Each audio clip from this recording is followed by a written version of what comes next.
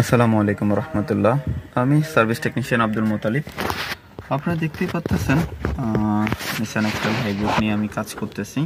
তো এই গাড়িটাতে কাস্টমার যে কনসার্ন সেটা হলো চেসিস কন্ট্রোল সিস্টেম ইরর একটা মেসেজ আসতেছে। চেসিস কন্ট্রোল সিস্টেম ইরর একটা মেসেজ আসতেছে এবং কিছু ওয়ার্নিং ল্যাম্প অন হয়ে আছে। তো আমরা এই সমস্যাগুলো নিয়ে অ্যাভেলেবেল কাজ করি এবং আমি নিজেও সার্ভিস টেকনিশিয়ান।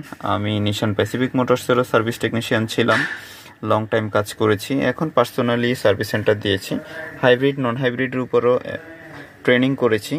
আমাদের কাছে স্পেয়ার পার্টসও অ্যাভেলেবেল আছে।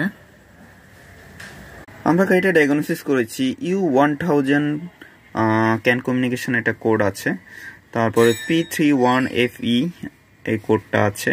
ইঞ্জিন সিস্টেমও কিছু ফল কোড আছে। তো আমরা এই সিস্টেমগুলো নিয়ে অ্যাভেলেবেল কাজ করি। আমাদের সাথে